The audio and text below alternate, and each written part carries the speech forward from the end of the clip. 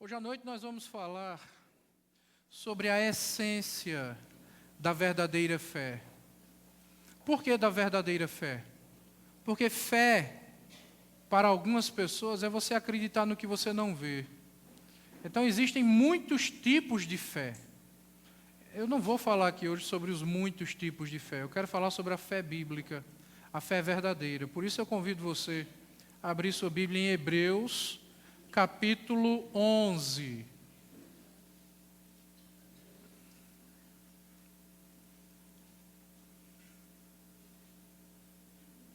Você sentou, descansou um pouquinho a sua perna.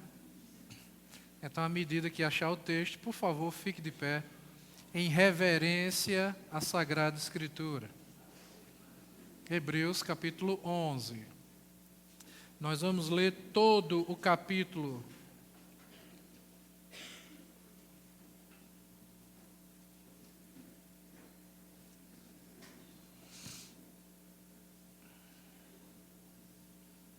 Ora, a fé é a certeza das coisas que se esperam e a convicção de fatos que se não veem.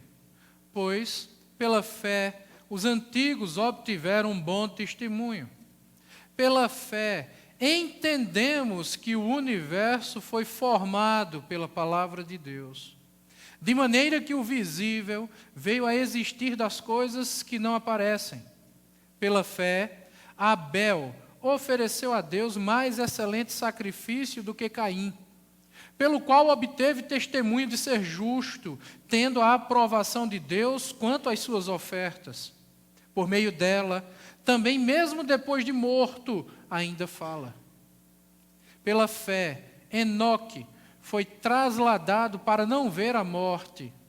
Não foi achado, porque Deus o trasladara, pois antes da sua trasladação, obteve testemunho de haver agradado a Deus. De fato, sem fé é impossível agradar a Deus, porquanto é necessário que aquele que se aproxima de Deus creia que Ele existe e que se torna galardoador dos que os buscam.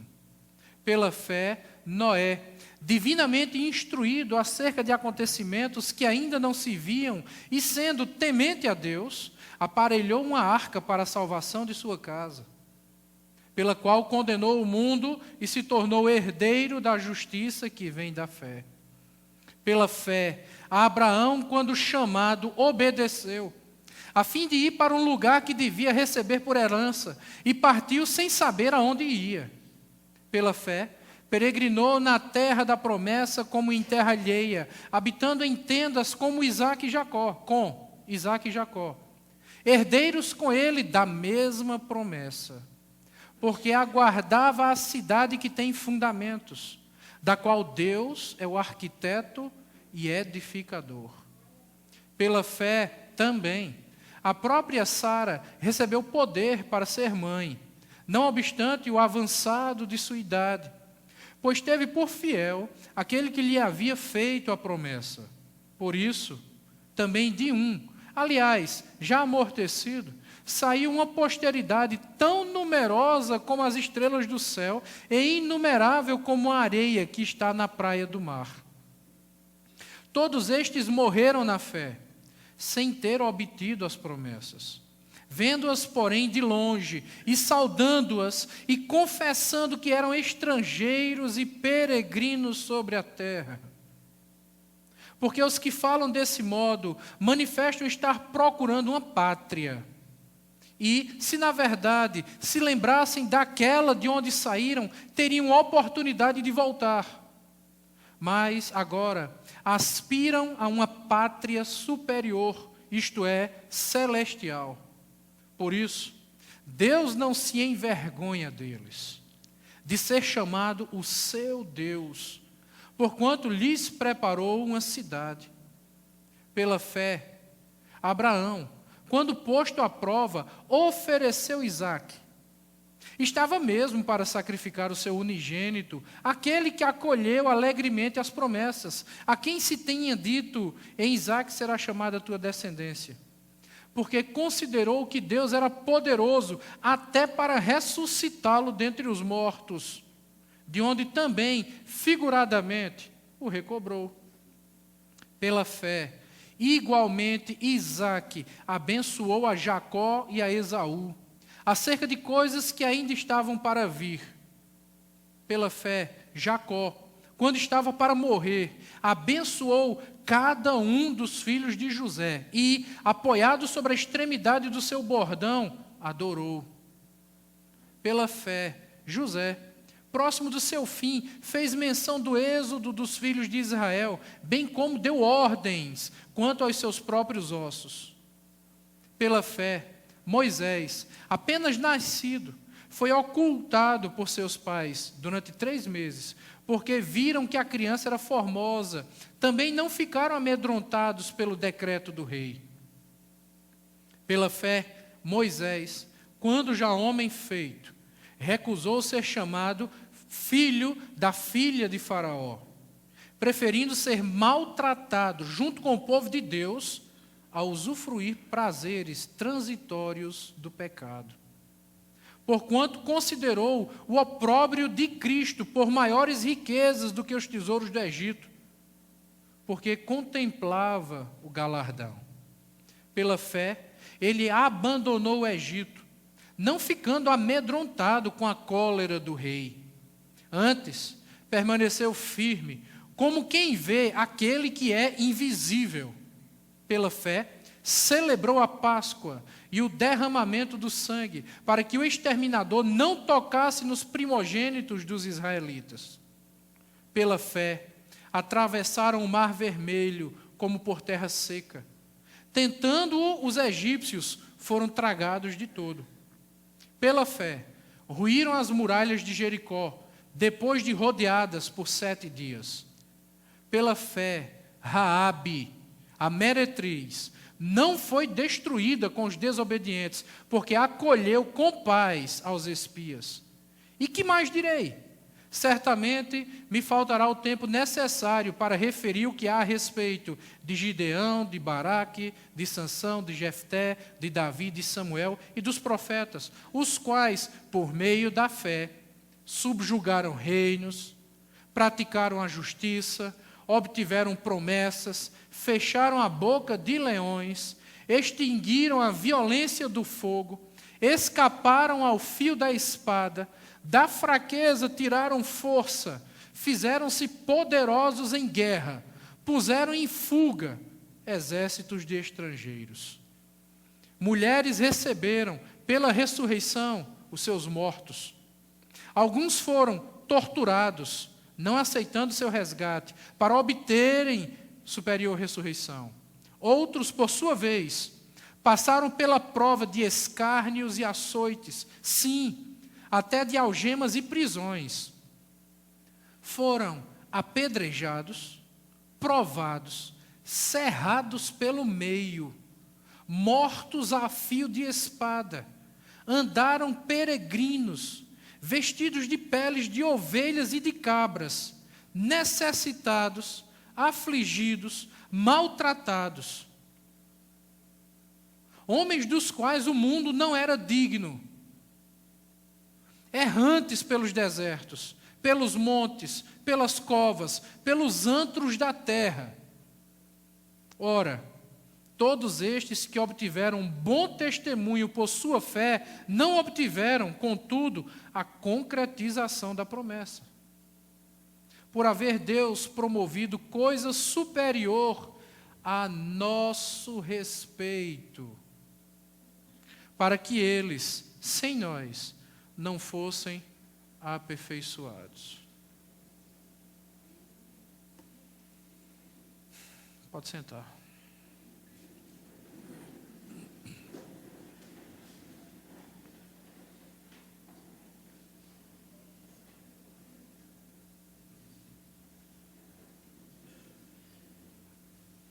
Tem muita coisa para nós vermos aqui hoje à noite. Muita coisa sobre a qual nós precisamos falar. E que talvez não agrade a alguns de vocês. Por causa do estilo de vida que alguns de vocês têm vivido.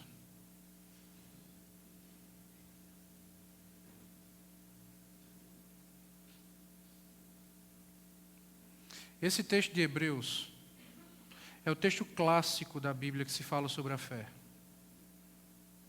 Algumas pessoas pensam que fé é um tiro no escuro. É você andar como um louco, alienado religioso, deixando-se guiar pela voz de um pastor, de um fanático líder de algum tipo de seita religiosa. Eu quero dizer para você, em primeiro lugar, que se você pensa desse jeito, está errado. Se tem algo que faz você enxergar com clareza e viver com firmeza, esse algo é a fé. Agora, a fé bíblica, a verdadeira fé. Veja que já no versículo 1 ele diz, ora, a fé é a certeza das coisas que se esperam. Ora, se você espera, é porque esse algo ainda não se concretizou. Porque se esse algo tivesse se concretizado, você não estaria esperando.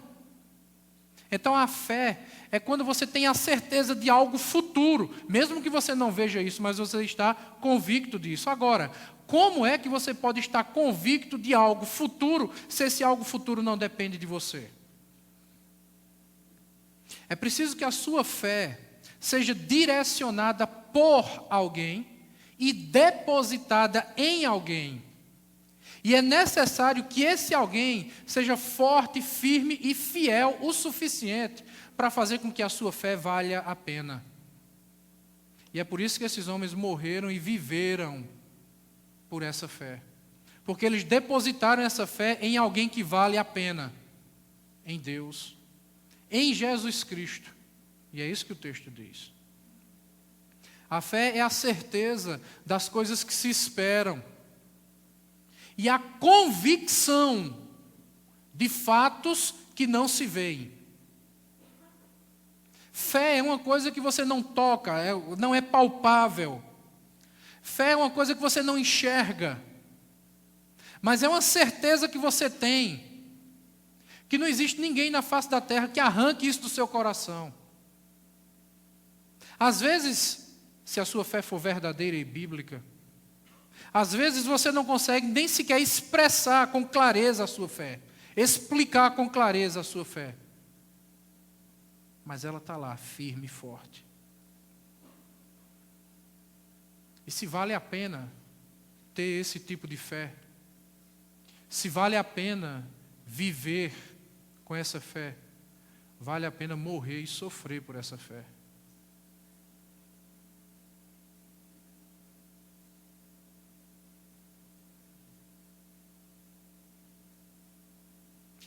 Nós temos vivido por essa fé.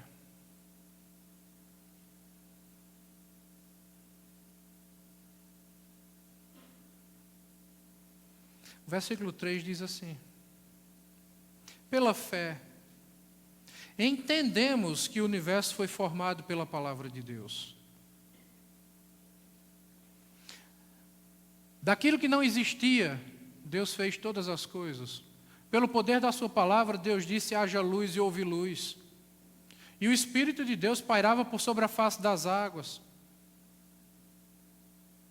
E com as suas próprias mãos, depois de 6 dias, no sexto dia, Deus pega um pedaço de barro e faz um boneco de barro. E o Espírito Santo sopra nas narinas desse boneco de barro e faz desse boneco alma vivente e diz que esse boneco agora não era apenas um boneco, era imagem e semelhança de Deus. Pela fé nós cremos nisso.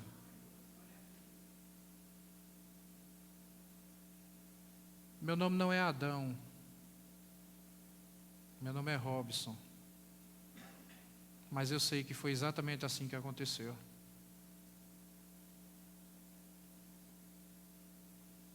Pela fé, Abel, versículo 4, ofereceu um sacrifício a Deus mais excelente do que o sacrifício do seu irmão, Caim. E por que o sacrifício de Abel foi aceito e o de Caim não? Nós só vamos entender isso no livro de Levítico. Porque existiam vários sacrifícios que eram oferecidos a Deus no contexto do Antigo Testamento. E isso só vem a ser explicado depois. O primeiro sacrifício que Deus disse que deveria ser feito era o sacrifício de sangue. Depois vem a oferta de manjares e vários outros sacrifícios. Então, quando Deus manda Caim e Abel trazerem o sacrifício a ele, Abel, que cuidava de ovelhas, ele era pastor, Abel mata uma ovelha e traz essa ovelha até a presença de Deus. E Caim faz o quê? Caim deveria também ter matado uma ovelha e trazido essa oferta até Deus, mas Caim traz uma oferta de flores, uma oferta de frutas, uma oferta de verdura, de vegetais e oferece a Deus. Essa oferta que Caim traz também era uma oferta aceitável por Deus. Também era uma oferta instituída por Deus. Mas as outras ofertas que Deus instituiu, Deus só aceita se a primeira oferta a ser trazida for oferta de sangue. Isso nos ensina uma coisa muito importante. Que não adianta você fazer coisas para Deus. Não adianta você frequentar a igreja de Deus. Não adianta sequer você colocar uma Bíblia debaixo do braço, se você não se render, em primeiro lugar, a esse Deus. A primeira oferta é a oferta de sangue. Você tem que passar por Jesus, e Jesus tem que passar por você. As outras ofertas que você traz a Deus só serão aceitas por Deus se, em primeiro lugar, você passar por Jesus. Abel entendeu isso muito bem. Abel não quis inverter a ordem das coisas. A primeira oferta é o sacrifício. É o inocente que morre pelo pecador, pelo culpado. Por isso que Abel sacrifica um animal e traz esse animal até Deus. Foi isso que o próprio Deus fez com Adão e Eva quando eles pecaram no paraíso. Adão e Eva quiseram fazer e fizeram para si uma roupinha lá de plantas. Adão e Abel davam muito bem para trabalhar no Greenpeace. E Deus disse, não, não é assim não. E Deus agora sacrifica um animal, derrama o sangue de um inocente por causa do culpado pecador e tira a pele desse animal e faz roupas com a pele desse animal para vestir Adão e Eva. Abel entendeu isso muito bem. O primeiro sacrifício é o sacrifício de sangue. A primeira coisa que se deve fazer é regularizar a sua vida com Jesus Cristo. Você crê que você é um pecador por natureza e que só Jesus Cristo pode salvar você? Que fora de Jesus Cristo não existe salvação? Essa é a oferta de Abel. É a oferta de sangue. Porque Jesus derramou todo o seu sangue na cruz do Calvário. Todas as outras ofertas devem vir depois dessa oferta. Então, pela fé, sem nem mesmo ter visto Jesus, isso aconteceu aqui 4.000 anos antes de Cristo. 4.000 anos antes de Jesus se fazer carne e habitar entre nós e nascer de Maria. Abel já estava crendo nisso pela fé, sem ver. Ele creu nisso, ele entendeu isso e ele obedeceu isso. E por isso que a oferta dele foi aceitável e a do seu irmão Caim não. Porque Caim quis fazer um sistema religioso com as suas próprias mãos. Ele quis dar ofertas a Deus sem passar primeiro pelo sacrifício, o sacrifício de Cristo. Por isso que Abel foi justificado e Caim não. Não tente inverter as coisas, meu irmão. Não tente inverter as coisas. Você vai se dar mal. Pela fé, versículo 5. Enoque foi trasladado para não ver a morte.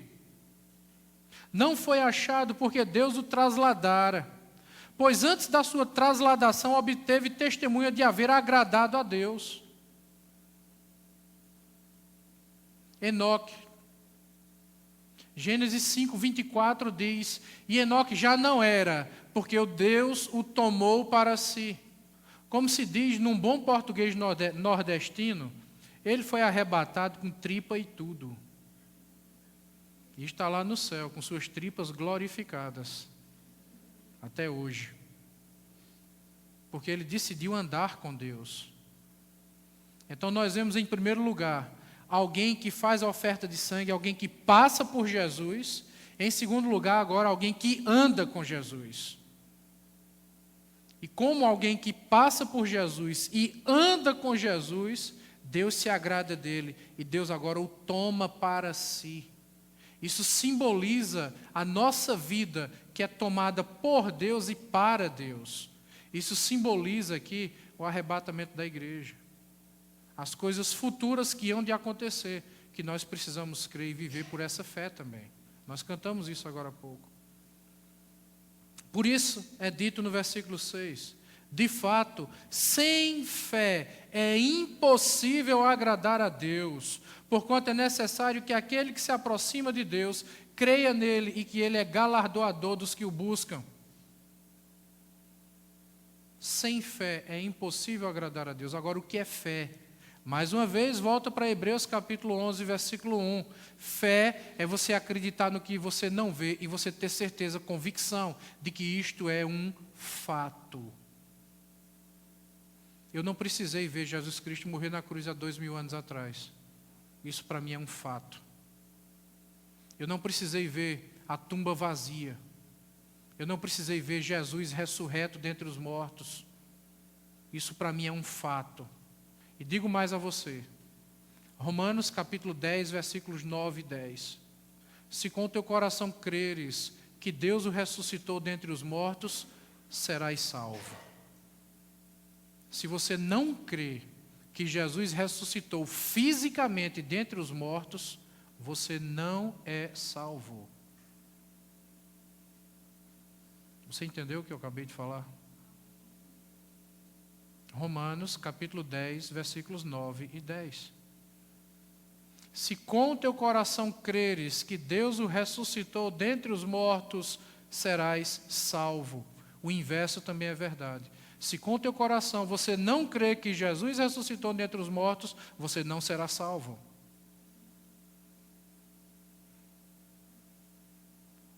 De fato, sem fé é impossível agradar a Deus. Nós desagradamos a Deus dia após dia, por causa da fraqueza da nossa fé, por causa da falha da nossa fé.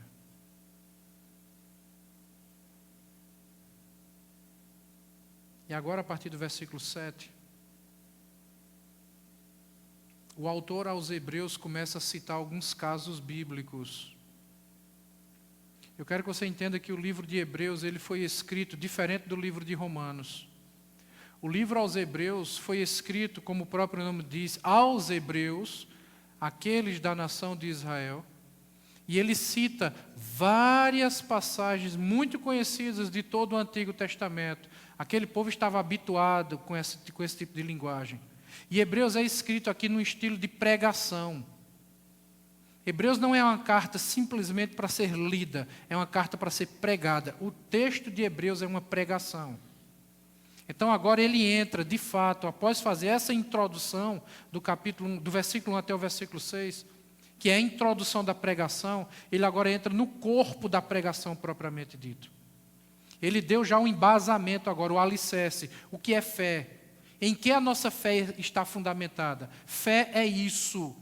Ela está fundamentada em Cristo, porque em primeiro lugar Jesus morreu por nós e nós devemos viver por Jesus Cristo. Então é isso aqui a introdução dessa pregação no capítulo 11. Fé é a certeza das coisas que se esperam e a convicção de fatos que se não veem. Porque Abel, o seu sacrifício foi aceito, ele passou por Jesus Cristo, é a morte de Cristo. Você foi convertido pelo Espírito Santo por causa do sacrifício de Cristo. Depois Enoque andou com Deus e já não era porque Deus o tomou para si. Gênesis 5, 24. Enoque andou com Deus. Você agora converteu, você deve andar com Deus pela fé. Porque nós cremos que todas as coisas foram criadas pelo poder da sua palavra. Pela fé. Então, após fazer essa introdução, ele agora começa a exemplificar coisas que eu julgo muito importantes para a nossa vida, a partir do versículo 7. Ele vai citando casos específicos de personagens do Antigo Testamento. O primeiro citado é Noé. Você vê o texto de Noé ali, finalzinho do capítulo 5 de Gênesis e literalmente capítulo 6. Vai do 6 até o 9 de Gênesis, porque no capítulo 10 de Gênesis já começa agora a Torre de Babel. Então ele cita, pela fé, Noé, divinamente instruído acerca de acontecimentos que ainda não se viam. A primeira vez que choveu na história da humanidade foi no dilúvio. O texto de Pedro diz que Noé era o pregador da justiça. Então Noé estava pregando uma mensagem que para muitas pessoas era um absurdo, era algo impossível. Noé estava dizendo, Deus vai fazer chover, Deus vai destruir a terra com água, a água vai cair do céu. Nunca tinha chovido antes. Então para aquelas pessoas era um absurdo, como é que pode? A água é pesada, tem uma massa. Como é que a água vai subir para depois descer? Para aquelas pessoas isso era um absurdo, uma coisa ridícula. E Noé pregou, Deus vai fazer chover, e as pessoas não creram. Agora a pregação de Noé não dependia da crença das pessoas, não dependia da aceitação das pessoas. Noé pregou a si mesmo, quer elas acreditassem, quer não. Ninguém acreditou, Noé continuou pregando. Vai chover. Até o dia em que Noé entrou na arca e Deus fechou a porta da arca. Eu fico imaginando essa cena. Quando Deus falou com Noé, Noé tinha 500 anos de idade. Literalmente, pela fé. Quando Noé entrou na arca e Deus fechou a porta da arca, Noé tinha 600 anos de idade. Literalmente, pela fé. Foram 100 anos pregando.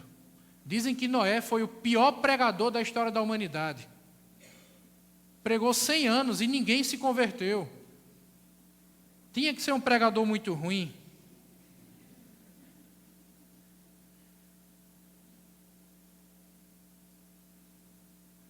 Diz que Noé botou todo tipo de bicho dentro da arca.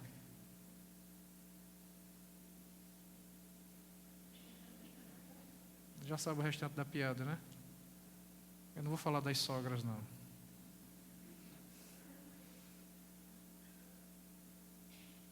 Cem anos pregando, sem ninguém acreditar. E ainda assim continuou pregando. Se Noé fosse um pastor de uma igreja, ele era pastor de uma igreja vazia. Só entraram na arca sua esposa, seus 3 filhos e suas 3 noras. Veja que todo mundo fez questão de deixar as sogras do lado de fora. Noé não levou a sogra. Os filhos não. A única sogra que entrou foi a esposa de Noé. Todo o restante ficou fora. 100 anos pregando e ninguém converte.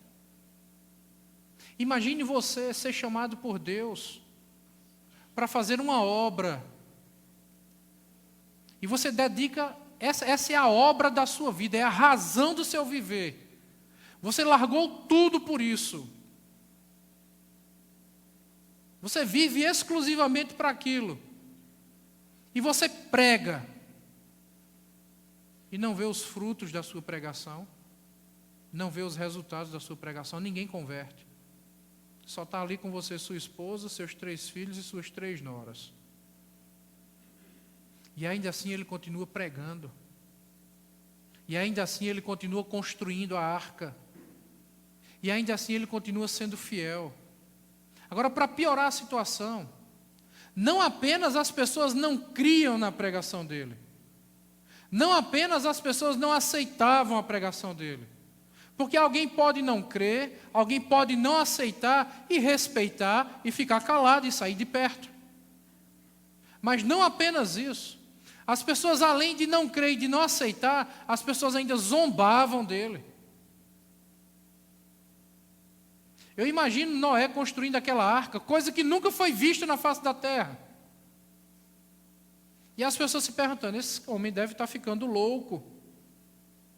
Para que fazer uma casa desse tamanho? Para que um celeiro desse tamanho? Esse homem está ficando doido. Já faz o quê? Já faz 80 anos que o homem está fazendo essa casa. Pirou de vez, enlouqueceu. E como se não bastasse, fazendo uma obra dessa inútil, ainda está falando que vai cair água do céu. Se Noé fosse se deixar levar pela voz do povo, tinha morrido todo mundo. Por isso ele é chamado de o pregoeiro da justiça. Ele era um homem justo. Noé, diz a Sagrada Escritura, achou graça diante de Deus. Qual é a obra que você está fazendo? Quais são as dificuldades que você está enfrentando? As pessoas estão zombando de você? As pessoas ridicularizam seus sonhos? As pessoas ignoram seu estilo de vida com Cristo? E daí? Você não está vivendo pelas pessoas. Você está vivendo por Cristo. Já faz quanto tempo que você é perseguido, que você sofre, que você é atacado? 1 ano? 5 anos? 10 anos? E daí? Viva para Cristo. Viva pela fé em Cristo. É Ele que vai honrar a sua fé. É Ele que vai concretizar as promessas dEle na sua vida. Não é o povo, não. A voz do povo não é a voz de Deus.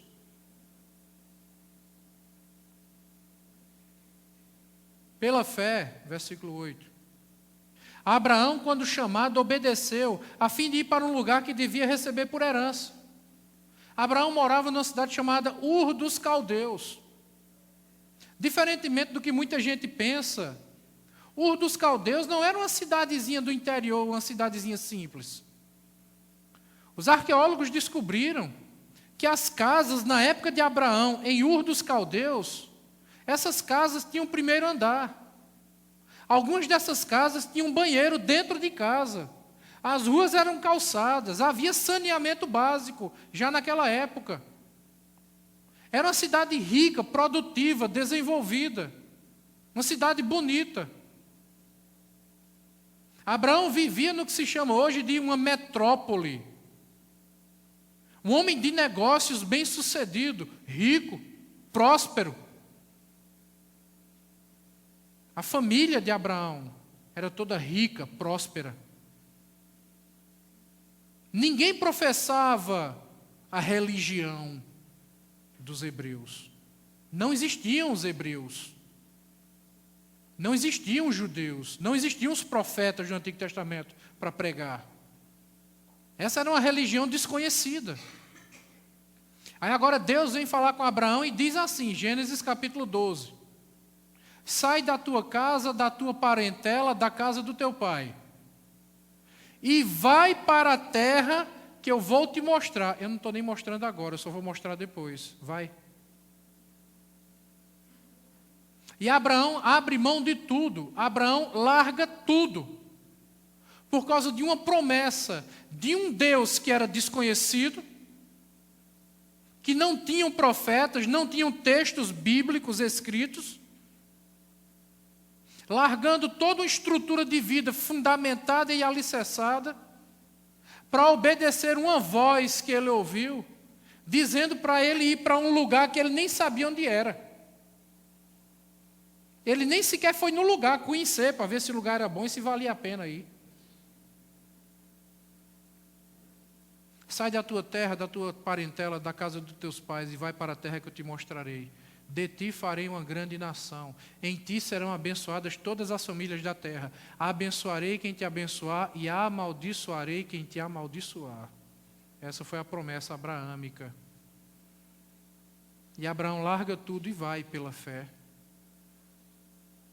E Deus disse para ele, e confirmou essa promessa para o seu filho Isaque, e reafirmou essa promessa para o seu neto Jacó. Os seus descendentes serão tão numerosos como as estrelas do céu. Só no Brasil hoje, existem mais de 13 milhões de judeus e descendentes de judeus. Só no Brasil. Deus cumpriu sua promessa. Deus olha para ele e diz: eu vou te dar um filho na tua velhice. A esposa de Abraão era estéril, Sara. Ela não podia ter filho. A mulher tinha 90 anos de idade. A vida toda, enquanto era jovem, não teve filho. Agora, sendo estéril, ainda com 90 anos de idade, gerar um filho. Deus disse: eu vou te dar um filho. E deu. Foi Isaque. E de Isaque ele disse: eu vou te dar um filho. E deu 2, Esaú e Jacó. E sendo Jacó o mais jovem, Deus disse: o mais jovem vai mandar no mais velho. E assim foi feito. E Deus pega Jacó e diz: agora você não se chamará mais Jacó, você será agora Israel. E de ti eu faria uma grande nação. É com você, meu filho, que vai se cumprir a promessa que eu fiz para o teu avô, Abraão. E ele tem 12 filhos, que são as 12 tribos de Israel. Dan, Assé, Issacar, Zebulon, Naftali, Gade, Ruben, Simeão, Levi, Judá, José e Benjamim, que dão origem à nação de Israel e que se multiplicam como as estrelas do céu. A partir de um homem que fez um ato que aos nossos olhos é uma loucura. Largue tudo que você tem, abra mão de tudo que você é e vá para um lugar que você nem sabe onde fica, para uma terra que você nem sabe como ela é. E esse homem foi. E sabe o que acontece? O apóstolo Paulo disse que ele é o nosso pai na fé. Paulo disse que nós temos a fé de Abraão. Paulo diz que nós somos os verdadeiros descendentes de Abraão pela fé.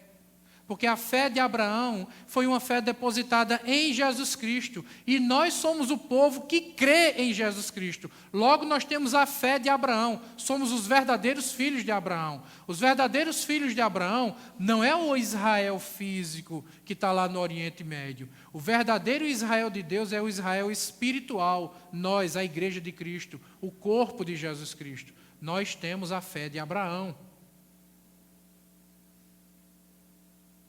Se nós temos a fé de Abraão, o que é que você faria se Deus dissesse para você a mesma coisa que ele disse para Abraão? Larga tudo que você tem. Eu tenho uma obra maior para a sua vida. Eu quero que você seja mais do que você é. Uma vez conversaram com o pastor Billy Graham, considerado o maior evangelista do século XX. Billy Graham era conselheiro dos presidentes nos Estados Unidos. Foi conselheiro de George W. Bush e de vários outros presidentes. E alguém chegou para o pastor e disse: pastor Billy Graham, o senhor é um homem conhecido no mundo inteiro, já viajou por todo o planeta Terra, o senhor é um homem conceituado. O senhor é um homem que tem influência sobre as pessoas, o senhor é conselheiro dos principais presidentes da história moderna dos Estados Unidos. Por que o senhor não se candidata ao Senado? O senhor daria um bom senador. Afinal de contas, o senhor é uma pessoa politizada, o senhor é um homem esclarecido, o senhor é um homem conceituado, respeitado. A sua vida é íntegra, sem mácula, sem mancha. O senhor daria um bom político. Por que o senhor não se candidata ao Senado dos Estados Unidos? Ele disse: eu sou ministro do Evangelho. Por que é que eu iria me rebaixar?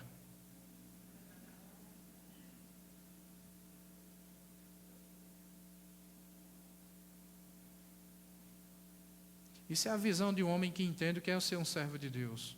Não que eu tenha nada contra os políticos, por favor, não é isso. O que eu estou dizendo é que aqui está um homem que sabe honrar o chamado que Deus lhe fez. Deus fez um chamado para você? Honre o chamado que Deus lhe fez. Deus lhe chamou para quê? Nós temos a fé de Abraão, a verdadeira fé.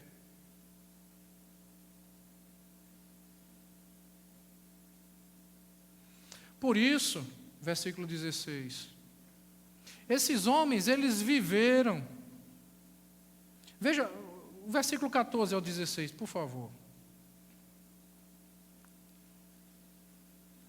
Porque os que falam desse modo manifestam estar procurando uma pátria, assim como Abraão. Abraão saiu daquilo que era visível, daquilo que era estruturado fisicamente falando, para ir em busca da pátria que Deus lhe prometeu.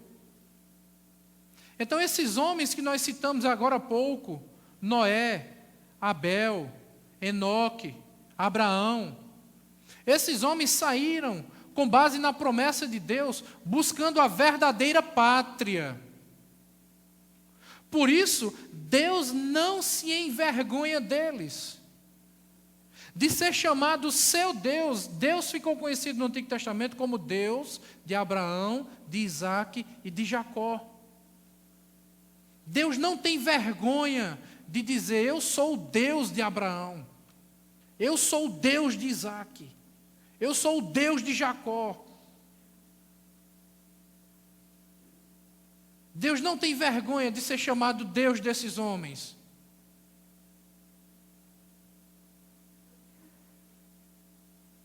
Será que Deus tem vergonha de ser chamado nosso Deus?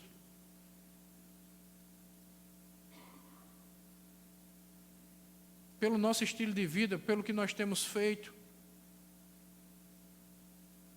pelo exemplo que nós temos dado.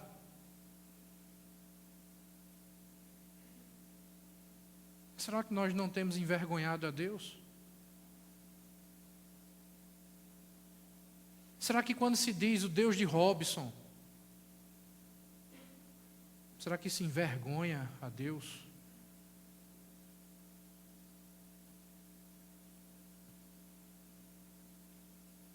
Eu quero que você entenda o que está no versículo.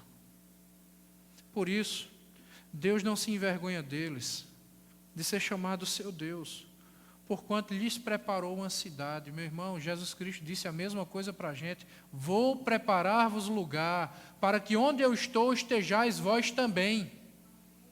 E se eu vou, eu voltarei. Jesus Cristo disse. Essa foi a promessa feita a Abraão, essa é a promessa feita a nós. Nesse exato momento, enquanto eu prego para vocês, Jesus Cristo está lá no céu, trabalhando, preparando um lugar para nós. Essa é a nossa pátria. É a nossa pátria celestial. Nós não fomos chamados para passar a eternidade aqui, não. Nós somos peregrinos, nós estamos na mesma condição de Abraão. Nós temos a fé de Abraão, estamos aqui peregrinando. Até essa pátria celestial. Talvez para alguns de vocês aqui hoje à noite seja novidade o que eu vou falar agora. Mas Jesus prometeu que um dia Ele voltaria para tirar daqui um povo que é exclusivamente seu. Isso se chama arrebatamento. Arrebatamento é um termo que vem do grego que significa sequestro, tirar à força. A qualquer momento, esse evento histórico pode acontecer. Essa é a fé de Noé. Nós pregamos uma coisa que para o mundo é fenomenal, uma coisa que nunca aconteceu. Assim como nos dias de Noé nunca choveu, nos nossos dias nunca teve arrebatamento. Assim como Noé pregava, vai chover, nós pregamos, Cristo vai voltar. E assim como as pessoas não criam, nos nossos dias, Cristo vai voltar, as pessoas também não creem. Assim como nos dias de Noé, quando ele entrou na arca, foi Deus que fechou a porta. Eu fico imaginando aquela cena, Noé dentro da arca, e chovendo, e aquelas pessoas gritando. Porque o dilúvio não foi apenas chuva. Se você quiser saber direitinho o que foi o dilúvio, venha para as nossas aulas aos domingos de manhã, a gente está estudando Gênesis. Eu vou dar todo o estudo do dilúvio e da Arca de Noé para você. Venha para as aulas aos domingos de manhã, todo domingo, 10 horas da manhã. O dilúvio não foi apenas chuva. A palavra dilúvio vem de um termo que quer dizer cataclisma. Foi uma ação geológica de efeitos globais. O planeta Terra inteiro estremeceu. Foi o maior terremoto que o planeta Terra já experimentou.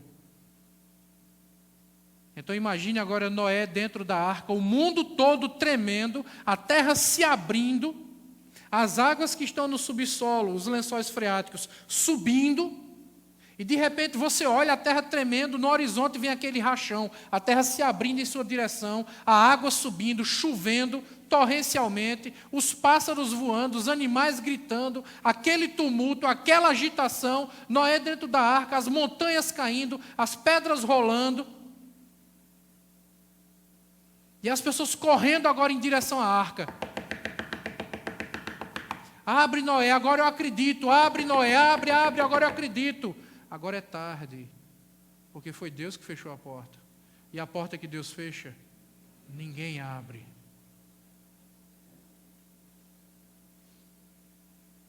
Então eu prego igual a Noé. Jesus vai voltar. Por isso eu estarei na mesma condição de Noé, dentro da arca. Cabe a você agora decidir se você também quer pregar como Noé ou se quer ficar como os espectadores da pregação de Noé. Nós temos a fé de Noé. Nós temos a fé de Enoque. Nós temos a fé de Abel. Nós temos a fé de Abraão. Abraão sonhava, o sonho da vida de Abraão era ter um filho. Era o que ele mais desejava, porque na cultura mesopotâmica, na cultura do Oriente Médio, é vergonhoso um homem não ter um filho. Ele sonhava em ter um filho. E Deus deu para ele um filho. E agora Deus deu um filho e Deus olha para Abraão e diz: Abraão, pega o teu filho, leva para o Monte Moriá, leva uma faca junto, coloca um feixe de lenha nas costas dele. Quando chegar lá em cima, faça um altar de pedras, amarre o seu único filho em cima desse altar e sacrifique o seu filho para mim.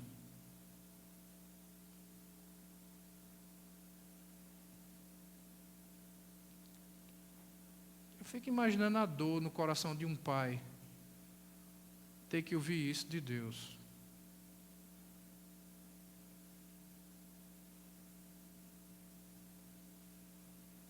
Abraão olha para o próprio filho, levanta de madrugada, não diz nada para Sara.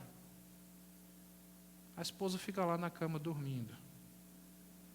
E ele levanta, acorda o próprio filho, sabendo o que vai acontecer. Faz um feixe de lenha, ainda coloca um menino para carregar o feixe de lenha, porque era assim que fazia no Antigo Testamento quando você ia sacrificar o carneiro. Quando você ia sacrificar o carneiro, você colocava o feixe de lenha nas costas dele e ia com ele até o local do sacrifício.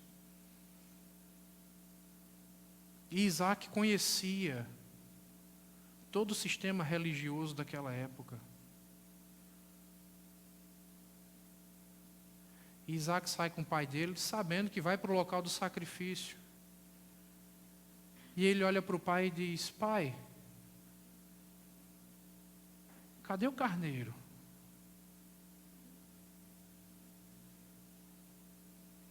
E ele olha para o filho e diz: filho, Deus proverá.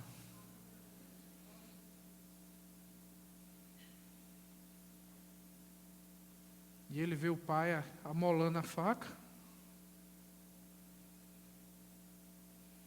E ele olha para o pai e diz: meu Deus, será que sou eu? E ele pega o cutelo, aquela faca encurvada, e coloca na cintura. E faz o feixe de lenha.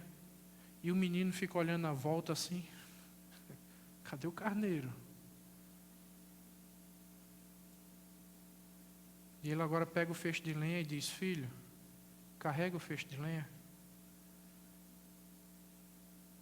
E o menino olha para ele e diz: pai, o carneiro sou eu? E ele olha para o filho e diz: filho, Deus proverá.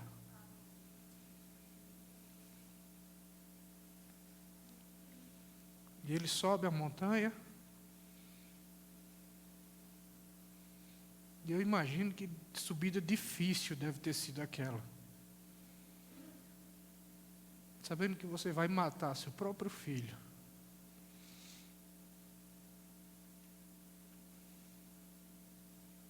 E chega lá em cima e diz: filho, me dá as mãos. E ele dá as mãos e ele amarra as mãos do filho. Amarra os pés do filho. Pega o filho nos braços, coloca em cima do altar de pedra. Pega a faca, faz uma oração para descer a faca com toda a força, matando o filho.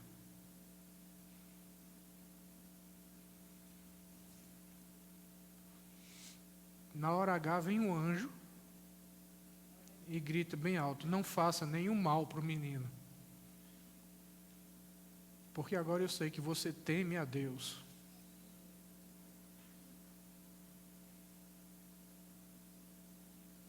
Nós tememos a Deus, irmãos. O que é que nós estamos dispostos a sacrificar por amor a Deus?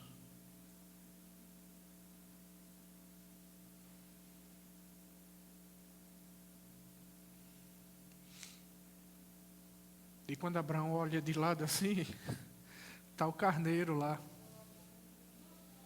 Deus providenciou o carneiro. Mas Abraão não subiu aquela montanha sabendo que Deus ia providenciar um carneiro. Abraão subiu aquela montanha sabendo que ele ia ter que matar o próprio filho. Ele subiu confiando que ele iria matar o filho e que depois Deus iria ressuscitar o seu filho. Porque Deus tinha feito uma promessa que faria dele uma grande nação por intermédio daquele filho. Logo Abraão pensou: peraí, se Deus prometeu, então ele não foge atrás das suas promessas, ele é fiel para cumprir. Ele prometeu por intermédio do meu filho, então ele agora está me pedindo para matar o filho, então eu vou matar e Deus vai ressuscitá-lo. Ele estava disposto. Abraão estava disposto a tirar a própria vida por amor ao seu filho. Seria mais fácil fazer isso. Nós temos a fé de Abraão, meu irmão. Por que nós não usamos essa fé?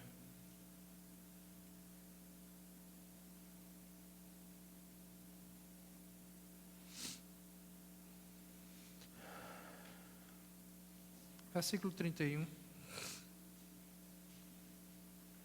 Pela fé, Raabe, para quem não conhece a história, está no livro de Josué, quando Deus manda os espias irem até a cidade de Jericó para espiar a cidade. E quando eles chegam lá, a cidade é muito fortificada, as muralhas altas, e as pessoas mais pobres, as pessoas rejeitadas da sociedade, elas eram excluídas do centro da cidade, então elas moravam na periferia. Então a casa dessa mulher tinha sido construída nas muralhas da cidade. Essa mulher era uma prostituta. E ela morava nas muralhas da cidade. E quando os espias chegam lá querendo entrar na cidade, aquela mulher ajuda esses espias, entrem. E ela dá proteção para esses espias. E Deus abençoa essa mulher. E essa mulher passou a fazer parte da descendência, fez parte dos ancestrais de Jesus Cristo. Ela faz parte agora da linhagem do rei Davi. Pela fé, Raabe, a meretriz, uma prostituta, não foi destruída com os desobedientes, porque acolheu com paz aos espias. Como nós temos recebido aqueles que são os homens de Deus?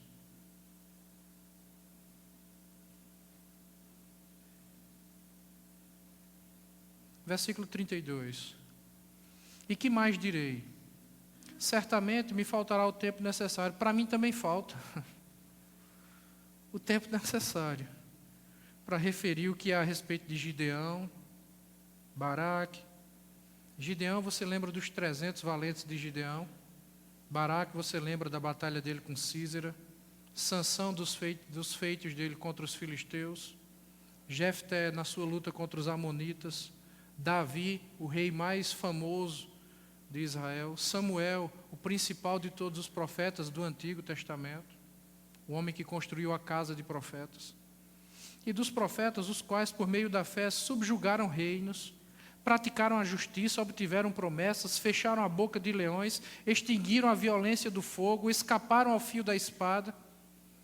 Da fraqueza tiraram força, fizeram-se poderosos em guerra, puseram em fuga exércitos de estrangeiros. Essa é a nossa fé, meu irmão. Nós tememos tão poucas coisas, nós tememos tantas coisas por tão pouca coisa. Nós tememos tanto, sem razão para temer. Nós temos a fé desses homens. Nós somos o resultado da fé desses homens. Você entende isso? É o que diz o final do texto. Olha o último versículo desse texto. Ora, versículo 39 e 40. Ora, todos estes obtiveram um bom testemunho por sua fé. Todos estes que obtiveram um bom testemunho por sua fé, não obtiveram, contudo, a concretização da promessa. Por haver Deus provido coisa superior para quem? Coisa superior para quem? Coisa superior para quem? Ao nosso respeito. Você acha que Deus fez coisas grandes por meio desses homens? Deus quer fazer coisas maiores conosco. É isso que está escrito. Nós temos o potencial que Deus nos deu, acumulado desses homens. Nós temos aquilo que foi acumulado por Moisés, por Abraão, por Isaac, por Jacó, por Jefté, por Naftali, por Gideão, por Davi, por Salomão, por Abraão, por Moisés, por Abel, por Enoque. Nós temos a fé desses homens. Nós somos o resultado da fé desses homens. Por que nós não cremos como esses homens creem? Por que é que nós não vivemos como esses homens viveram? Por que é que nós não fazemos as coisas que esses homens fizeram? Deus providenciou coisas maiores ao nosso respeito.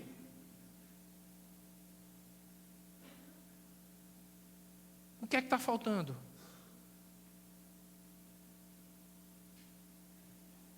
Por haver Deus provido coisa superior a nosso respeito, para que eles, sem nós, não fossem aperfeiçoados.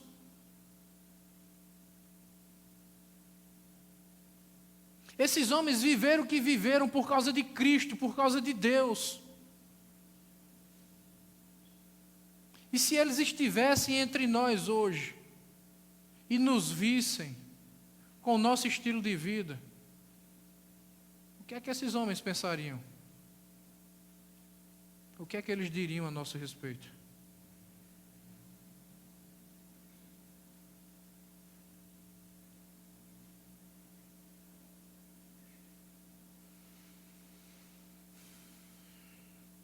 Vamos ler a partir do versículo 33. Esses homens, por meio da fé, subjugaram reinos, praticaram a justiça, obtiveram promessas, fecharam a boca de leões. Lembra de Daniel? Extinguiram a violência do fogo. Lembra de Sadraque, Mesaque e Abednego? Escaparam ao fio da espada. Lembra do apóstolo Paulo? Da fraqueza tiraram força. Lembra de novo de Paulo? Quando estou fraco é que estou forte. Deus disse isso. O meu poder se aperfeiçoa na sua fraqueza. Nós reclamamos da nossa fraqueza. Mas é da nossa fraqueza que Deus aperfeiçoa a nossa fé. É na nossa fraqueza que Deus nos melhora. É na nossa fraqueza que se manifesta a graça de Deus. Meu irmão, são nas nossas dificuldades que existe a grande probabilidade da manifestação de um milagre de Deus. Os milagres de Deus não acontecem quando tudo está bem, quando a gente está forte. Os milagres e as grandes coisas de Deus acontecem quando a gente está fraco e quando tudo vai mal. O mar só se abriu quando o exército de Faraó vinha perseguindo o povo de Deus. Entenda isso. Lázaro só foi ressuscitado porque primeiro ele morreu. Abraão só experimentou as coisas que experimentou. Eu acabei de falar do sacrifício do seu filho, do quase sacrifício do seu filho. Porque as coisas estiveram muito difíceis. Meu irmão, nós estamos vivendo hoje dias difíceis. E isso é muito bom. Entenda isso. A gente enfrenta uma crise financeira. Isso é muito bom. Porque existe a possibilidade de Deus fazer um milagre, de você experimentar um milagre de Deus. Deus não vai fazer um milagre quando tiver tudo bom. Ele vai fazer quando tiver tudo ruim. Então, quanto pior, melhor.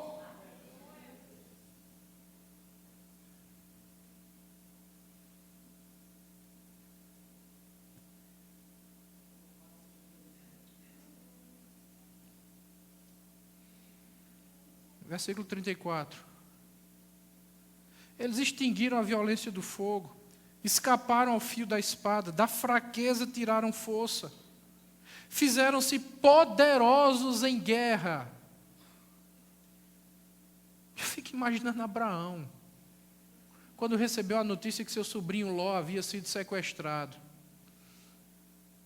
O sobrinho dele morava em Sodoma e Gomorra. E ele foi levado por um exército de 10.000 homens.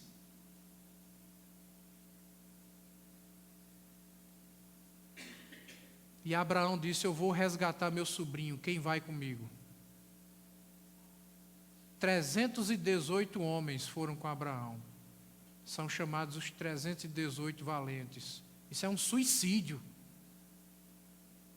318 contra 10.000.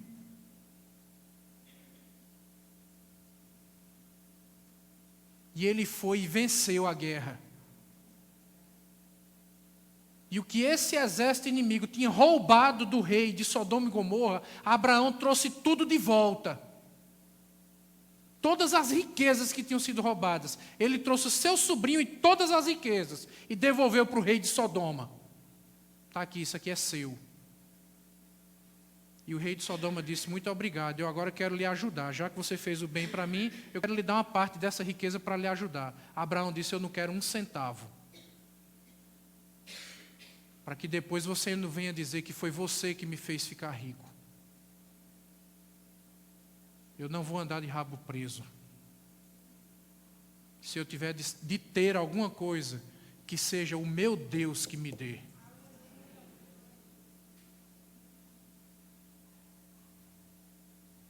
Quando as coisas estão ruins, existe a grande possibilidade da gente experimentar um milagre de Deus. Entenda isso, por favor. Pare de reclamar porque as coisas estão ruins. Peça para Deus fazer um milagre no meio dessa ruindade. Você tem a fé de Abraão, você tem a fé de Enoque, você tem a fé de Noé, a fé de Moisés, você tem a fé de Isaac, de Abraão, de Isaac, de Jacó. Então viva como esses homens viveram.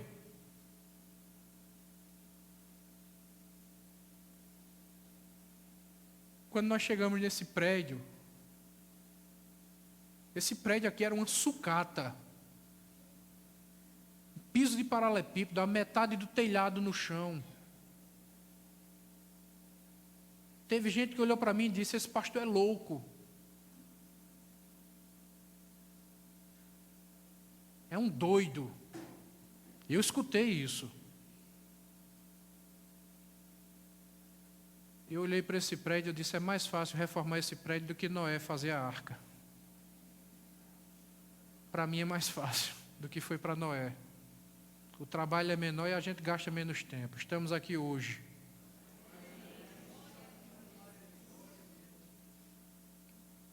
Não reclame da dificuldade. Não se deixe vencer pelos problemas.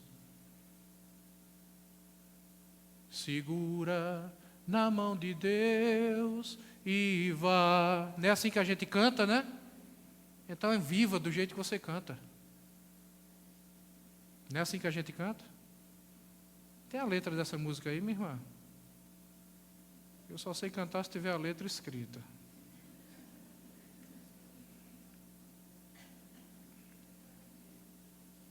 Mulheres receberam pela ressurreição seus mortos. Quando Cristo morreu na cruz, o Evangelho de Mateus diz que houve um grande terremoto, os sepulcros se abriram e a terra devolveu seus mortos. Os salvos ressuscitaram e voltaram para pregar o Evangelho para a sua família. Um defunto que estava morto há não sei quanto tempo, ressuscita, entra dentro de casa, olha na cara da sua esposa e dos seus filhos e diz: esse que morreu na cruz, verdadeiramente era o Filho de Deus. Esse aqui é aquele de quem o Antigo Testamento fala, de Gênesis a Malaquias. Esse aqui é a promessa de Deus, ele é o Salvador.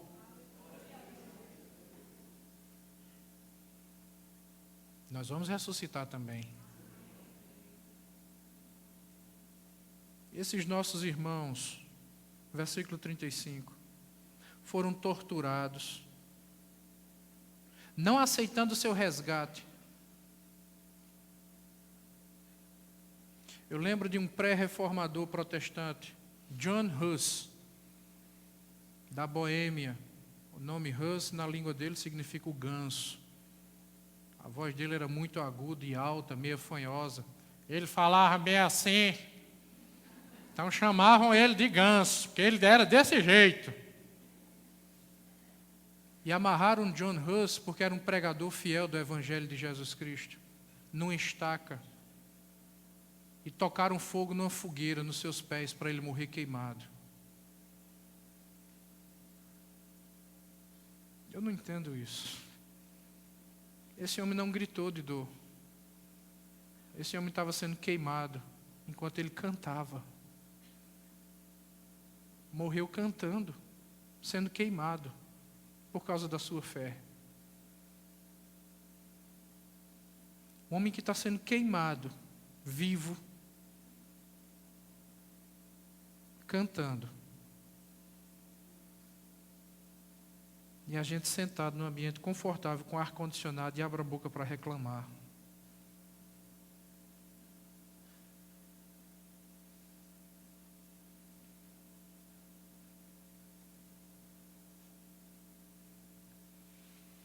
O que é que está faltando, gente?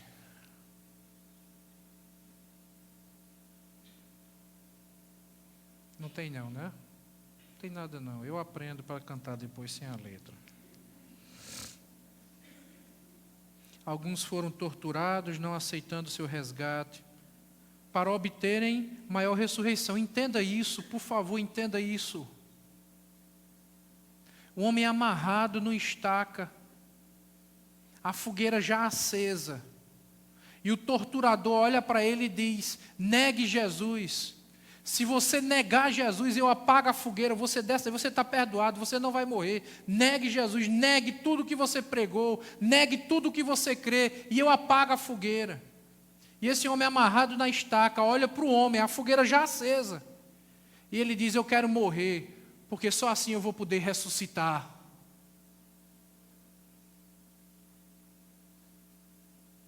Meu desejo não é viver, meu desejo é ressuscitar. Então me mate, porque eu quero ressuscitar.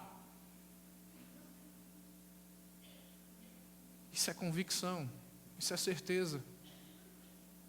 Cadê essa nossa certeza? Cadê essa nossa convicção?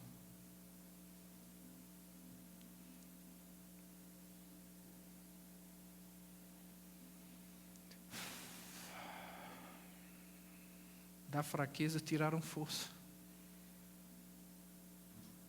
Fecha teu olho, meu irmão, vamos orar. Esses homens foram escarnecidos, foram açoitados, foram algemados, foram presos, eles foram apedrejados, provados, foram cerrados pelo meio. Irmãos, eu procurei fotos no Google. Está aqui açoite, eu fui procurar no Google foto de pessoas açoitadas, é terrível. Está aqui apedrejado, eu fui procurar fotos de pessoas que foram apedrejadas lá no Google, é horrível, tem vídeos terríveis. Cerrados pelo meio, eu vi imagens de pessoas cerradas pelo meio. E essas pessoas foram submetidas a isso por causa da sua fé. Porque elas não temeram a morte por amor a Cristo. O que é que está faltando na gente? A gente tem tanto medo por tão pouca coisa. A gente reclama de barriga cheia.